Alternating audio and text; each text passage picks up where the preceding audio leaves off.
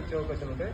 ఆ dry gap రావడం వల్ల మనకు వాటర్ పైనుండే ఏదైతే మనకు పొటెన్షియల్ వాటర్ ఉంటుందో యాక్టివ్ యాక్సిడెంట్స్ ఉంటాయో అవి రివర్స్ వెళ్ళే ఛాన్సెస్ ఎక్కువ ఉంటాయి అన్నట్టు.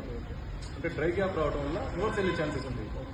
సో వీటన్నిటి మనం అబ్జర్వ్ చేసుకుంటూ డ్రిల్ చేసుకుంటే తప్పకుండా సక్సెస్ అవుతాం. ఇది డొమెస్టిక్ పర్పస్ లో చాలా జాగ్రత్తగా వేసుకోవాలి. సరే అగ్రికల్చర్ అని అంటే మనం 200-300 ఫీట్ వేసుకుంటాం, ఇంకో పక్కన తీసుకుపోయి ఇంకో పక్కన వేసుకుంటాం, పెద్ద ఇష్యూ కాదు. అది ఎలాబరేట్ అయి ఉండే ల్యాండ్ కాబట్టి ఇది కంజెస్టెడ్ ల్యాండ్. కంప్లీట్ మనం ఏదైతే ఇస్తామో ఆ రేంజ్ లోనే ఉండాలి. అది అదొకటి మీరు చెక్ చేసుకోవడం చూసుకోవడం. రిమైనింగ్ అంతా పెద్దగా మీరు ఎక్కువ ఎక్స్పెక్టేషన్ ఈ పక్కనే పెట్టుకోకండి. అంటే సౌత్ డైరెక్షన్ లో ఈ నార్త్ సౌత్ కదా, సౌత్ డైరెక్షన్ అది వెస్ట్ ఈస్ట్ అట్లా. ఇది నార్త్ వెస్ట్ అంటాం, ఇది నార్త్ ఈస్ట్ అంటాం, ఇది సౌత్ కంప్లీట్.